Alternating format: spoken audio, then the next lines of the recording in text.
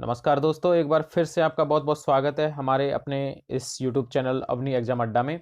और आज की क्लास गाइज इंग्लिश की होने वाली है। आज की इंग्लिश की क्लास लेके आए हैं। जैसा कि आपने पिछला जो रिव्यू देखा था, एग्जाम का जो पैटर्न देखा था, उसमें इंग्लिश के ऑलमोस्ट जो उस बंदे से जो बात हुई थी उन्होंने बताया था कि 10 एंटोनिम सिनोनिम्स आ रहे हैं। तो इसीलिए हम फिर आपको दोबारा से लेके आए हैं एंटोनिम सिनोनिम्स, और स्पेलिंग एरर वगैरह भी उसमें आ रही है, आपके वन वर्ड्स भी आ रहे हैं। तो इन सब चीज़ों को लेके हम फिर से हाजिर हैं आपके सामने। तो आइए गाइज, इस नई क्लास को हम स्टार्ट करते हैं और आप अपने आप को भी चेक कीजिए आपकी कितनी तैयारी है। तो आइए गाइज शुरू करते हैं। तो दोस्तों, सबसे पहले हम आपको यहाँ पे शुरू करवाएंगे एंटोनिम से। तो एंटोनिम से हम शुरुआत करते हैं और ये रहा आपके सामने पहला क्वेश्चन कि सिलेंडर। सिलेंडर का मतलब क्या होता है गाइज? तो इसका एंटोनिम से आपको देखना है कि इसका विलोम शब्द क्या होता है। तो सिलेंडर का मतलब गाइज एक होता है बदनामी, एक तरीके की बदनामी होती है, उसको बोलते हैं सिलेंडर। तो इसका अगर आप एंटोनिम्स देखेंगे तो ऑप्शन से जब देखेंगे, अपील का मतलब तो आपको पता ही, अपील करना। और मेलजिन का मतलब होता है दुर्भावनापूर्ण। तो एडमायर इसका हो जाएगा गाइज, प्रशंसा करना, क्योंकि डिफेम का मतलब बदनामी होती है। तो सिलेंडर का मतलब एक तरीके से बदनामी होती है, तो इसका सिनोनिम्स डिफेम हो सकता है, लेकिन इसका जो एंटोनिम्स है, करेक्ट आंसर एडमायर होगा।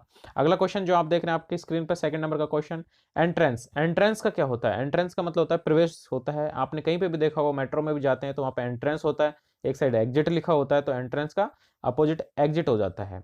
ठीक है, next question guys, and deter, DETR, deter. Deter का मतलब होता है एक तरीके से पता लगाना, या फिर कहते हैं किसी को किसी चीज से रोकना।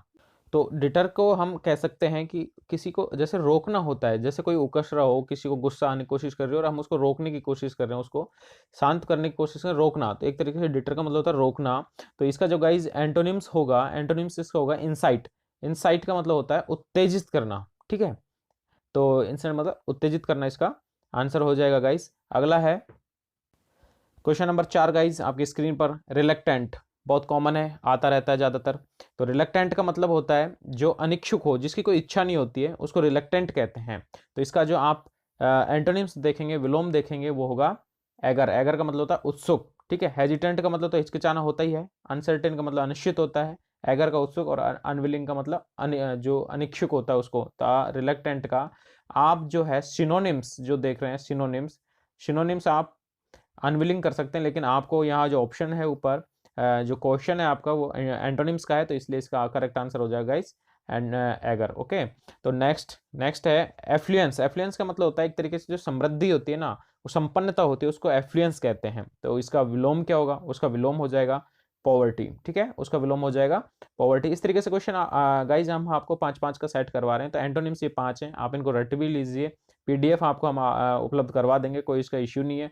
तो इस तरीके से 5 हमने किए। अब अगला क्वेश्चन करते हैं, जिसमें डिफरेंट टाइप का होगा, उसमें हम आपको करवाएंगे सिनोनिम्स। तो गाइज ये रहा सिनोनिम्स आपकी स्क्रीन पर। पहला क्वेश्चन, मोक। पहले भी शायद मैं हमने करा चुके होंगे।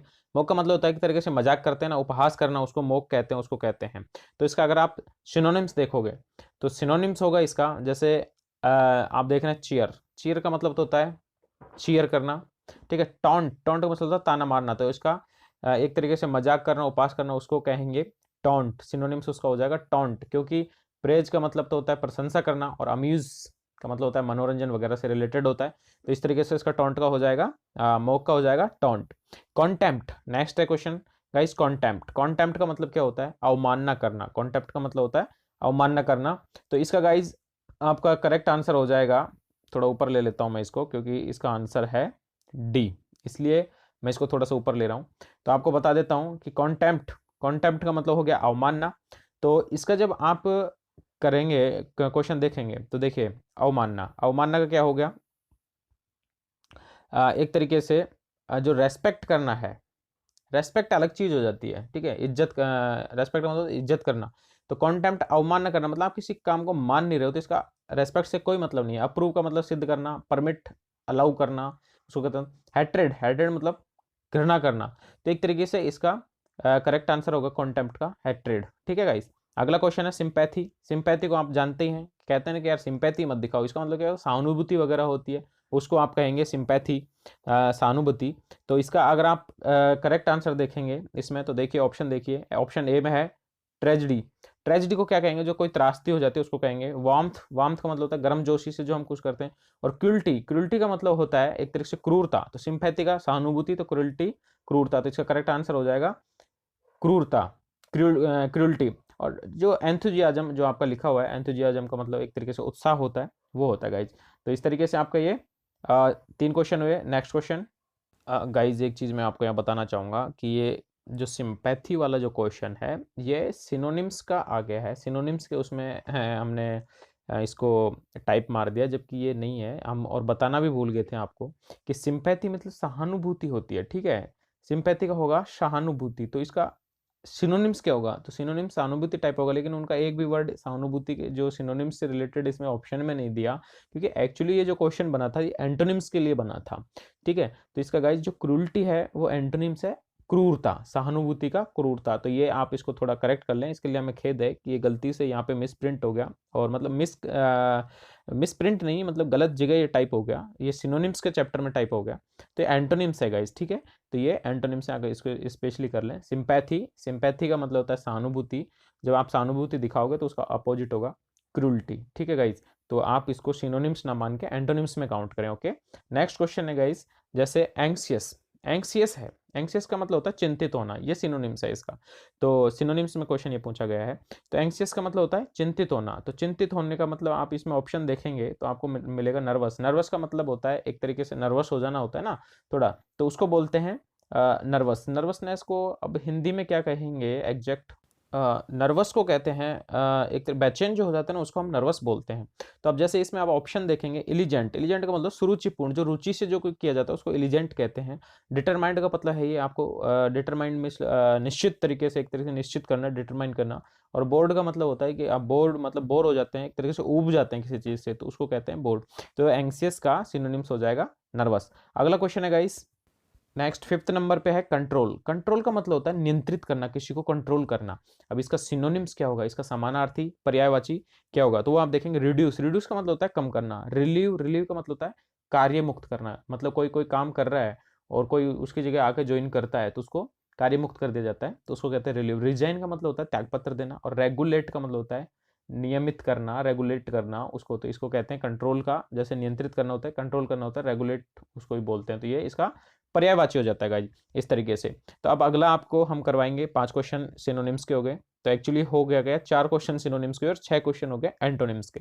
तो ये आप ध्यान रखें, क्योंकि सिंपैथी का था वो गाइज, गलती से हमें सिनोनिम्स में टाइप हो गया, लेकिन कोई आपको नुकसान नहीं हुआ, क्योंकि सिंपैथी का अपोजिट है वो क्रूएल्टी होता है, ये आपको याद रखना है। तो अब अगला है हमारा, जो अगला जो टाइप है वो है करेक्ट स्पेल्ड का, मतलब करेक्ट स्पेलिंग हम इसमें देखेंगे कि इसमें से कौन सा करेक्ट स्पेलिंग है। तो देखिए आप छांटते हैं अगला क्वेश्चन पे, देखिए next question. Guys correct spelling में आप करेक्ट स्पेल्ड वर्ड ढूंढ रहे हैं, तो अब देखिए रेस्टोरेंट से रिलेटेड ये है, मतलब रेस्टोरेंट के ये इसमें क्वेश्चन है। तो आपको रेस्टोरेंट आप बहुत देखें, लेकिन स्पेलिंग आपको देखनी है क्या है। तो देखिए रेस्टोरेंट की स्पेलिंग जो होती है एग्जैक्टली, रेंट आप कंफ्यूज हो जाएंगे। रेंट, अब रेंट होता है खाली रेंट, जिस किराया होता है उसका मतलब RENT, लेकिन रेस्टोरेंट में रेंट, वो रेंट होता है, ये रेंट है, रेंट। तो इसमें आएंगी RESTAURANT। तो रेस्टोरेंट का स्पेलिंग गाइज हो जाएगा ऑप्शन ए, रेस्टोरेंट, ये इसमें करेक्ट स्पेलिंग है। ट्यूशन सारे लोग करते हैं, तो ट्यूशन की आप जब स्पेलिंग देखोगे, ये खाली ट्यूशन हो गया, ये ट्यूशन ट्यूशन, ठीक है, तो इसमें ट्यूशन हो जाएगा। इंजीनियर की आप देखोगे तो इंजीनियर की आपने बचपन से सुनते आए, इंजीनियर हो गया।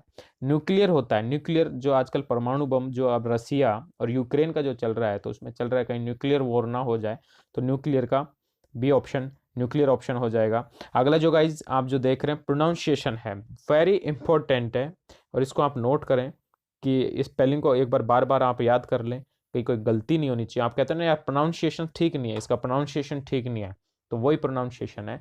तो आप देखेंगे प्रोनाउंसिएशन, तो प्रोनाउंसिएशन। अब आप इसको देखिए कि इसका प्रोनाउंसिएशन का बी जो ऑप्शन है ये इसका करेक्ट स्पेलिंग है, PRONUNCIATION, प्रोनाउंसिएशन। प्रोनाउंसिएशन ये नॉन हो गया, इसमें प्रोनाउंसिएशन, इसमें NUN आ गया, ठीक है। तो इस तरीके से ये आपकी 5 स्पेलिंग एरर हैं, वो आपकी करेक्ट होती हैं। क्या पता कोई मिल जाए, तो हम बहुत से जो इंपॉर्टेंट हैं वही लेके आते हैं, और पुराने पिछले पेपर्स हैं उन्हीं से हमने ये सारी चीज़ें सेलेक्ट किए गाइस। तो आपके लिए कोई भी ख़राब चीज़ें हम यहाँ पे प्रोवाइड नहीं करवाएंगे, ये आप विश्वास रखें। अगला गाइज लेके आए हम आपको वन वर्ड से रिलेटेड, जिसमें वन वर्ड होंगे। इसमें है जैसे पहला question, A set of 52 playing cards. 52 playing cards, जो कार्ड खेलने के आते हैं ना, ताश के पत्ते, तो उनका जो सेट होता है उसको क्या बोलते हैं? तो आपने कभी सोचा नहीं होगा क्या बोलते हैं, बाकी आप सीधा कहते हो कि यार ताश की एक गिड्डी दे दो, आप ताश का एक बंडल दे दो, ठीक है, लेकिन वो बंडल नहीं होता गाइज, उसको या तो बोलते हैं पैक या डेक, इसमें से आप दोनों में से कोई सा भी आ सकता है, तो आप उसको याद रखें। ये set of 12 playing cards, pack और डेक। अगला है N abnormal fear of water. पानी से कोई किसी को अगर डर लगता है, पानी से अगर किसी को डर लगता है, तो उसका जो असामान्य डर होता है उसको क्या बोलते हैं? उसको कहते हैं हाइड्रोफीबिया, उसको हाइड्रोफीबिया बोलते हैं। नेक्स्ट क्वेश्चन जो गाइज आप स्क्रीन पर देख रहे हैं 3 नंबर का, an act of murdering one's brother. अपने खुद के भाई की हत्या करने वाला कौन होता है? तो देखिए, ये पहले भी शायद हमने पिछली स्लाइड में बता दिया होगा। अब हम 4 ऑप्शन जो आ रहे हैं इन सबको बताएंगे कि इसमें इनका मतलब क्या क्या होता है, तो आप इनको अच्छे से रट लें, इनमें से कोई ना कोई एक आपको जरूर मिल जाएगा। तो भाई की जो हत्या करने वाला होता है उसको कहते हैं फ्रेट्रिसाइड। ओके, ये भी हमने आपको बता दिया था। पेट्रिसाइड, जो पिता की हत्यारा होता है उसको पेट्रिसाइड कहते हैं। अब आता है आपको सामने रेजिसाइड। रेजिसाइड एक न्यू आपके सामने आया है। तो रेजिसाइड का मतलब गाइज होता है जो राजा की हत्या करता है ना, किलिंग ऑफ ए किंग, जो राजा की हत्या करता है उसको रेजिसाइड। और जेनोसाइड कहते हैं जो नरसंहार कर देते हैं ना, बहुत सारे लोगों को मार देते हैं, number of pupils kills, killing of number of pupils, बहुत सारे लोगों को मारने को जेनोसाइड कहते हैं। तो इस तरीके से ये भी बहुत इंपॉर्टेंट है। अगला है आपके लिए the lack of government control और रूल ऑफ लॉ। मतलब गवर्नमेंट का जो शासन, गवर्नमेंट का जो कंट्रोल की कमी हो, या रूल ऑफ लॉ, मतलब कानून के शासन की या गवर्नमेंट के कंट्रोल कि जहाँ पे कमी दिखाई दे, मतलब जहाँ पे इनका बस ना चले, जहाँ गवर्नमेंट ना हो, गवर्नेंस ना हो, उसको क्या कहेंगे? तो उसको कहेंगे अनार्की। अनार्की जो पहले भी आ चुका है, अनार्की जो अराजक होते हैं उसको बोलते हैं। ठीक है गाइज। अगला क्वेश्चन है जैसे one who does not express himself freely, जो अपने आप को एक तरीके से फ्रीली मतलब एक्सप्रेस नहीं कर पाता है। ठीक है, जो फ्रीली अपने आप को एक्सप्रेस नहीं कर पाता है और जो स्वतंत्र रूप से अपने आप को व्यक्त नहीं कर पाता है उसको कहते हैं इंट्रोवर्ट। और इसका जो अपने आप को फ्रीली एक्सप्रेस करता है आउटसाइड उसको कहते हैं एक्सट्रोवर्ट। तो ये भी आप ध्यान रखें। इस तरीके से ये 5 आपके वन वर्ड यहाँ पे कंप्लीट होते हैं, इनमें आपको कोई प्रॉब्लम नहीं होनी चाहिए और ये बहुत ही इंपॉर्टेंट है। अगला मैं आपको बता देना चाहता हूँ गाइज कि आपको जो ये पीडीएफ है इसकी जो आपको स्क्रीन पे ये जो हम चला रहे हैं आपको, ये सारी पीडीएफ में आपको अवेलेबल हो जाएगा और वो पासवर्ड प्रोटेक्टेड रहेगा।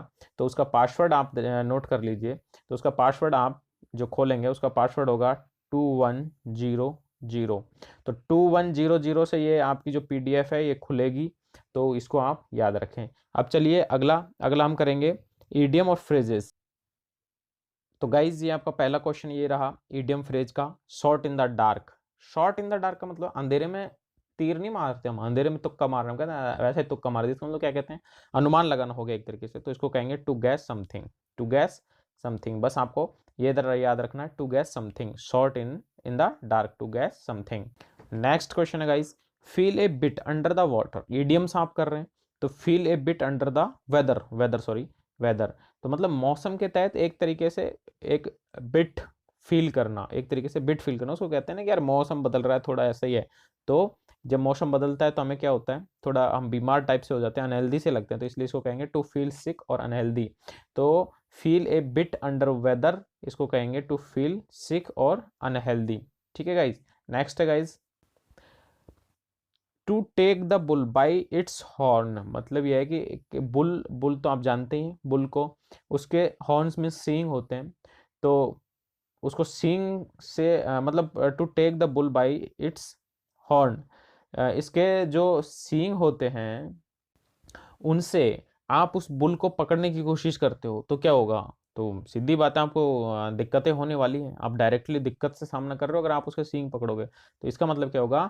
ये ऑप्शन राइट है, to deal with a difficult situation. और इसमें रटने हैं आपको ये मतलब आप एक बार रिवाइज करेंगे तो आपके ये ऑटोमेटिक माइंड में सेट हो जाएंगे। तो to take the bull by its horn मतलब to deal with a difficult situation directly, मतलब कठिन परिस्थितियों से आप सीधा डील कर रहे हैं, सीधा आप उनसे डील कर रहे हैं। नेक्स्ट हो जाएगा गाइस अगला आपकी स्क्रीन पे जो है कम रेन और साइन। रेन में बरसात और साइन में चमक होती है। कम आए।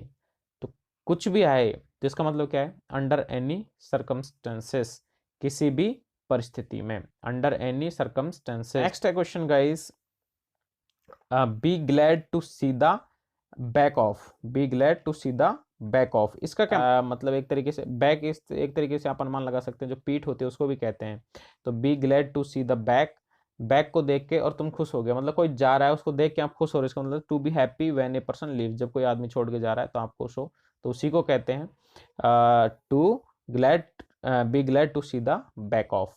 तो इस तरीके से गाइज ये आपके 5 ईडियम्स होते हैं, और आज हमने 25 क्वेश्चन आपके कराने की कोशिश करी है, तो आप इनको अच्छी तरीके से कर लें, एग्जाम में बहुत हेल्पफुल होने वाले हैं। तो साथियों, अगर आपको वीडियो पसंद आई तो आप इसको लाइक करें, और जिन्होंने अब तक सब्सक्राइब नहीं किया है वो चैनल को ज़रूर सब्सक्राइब कर लें। तो thank you so much guys for watching this video.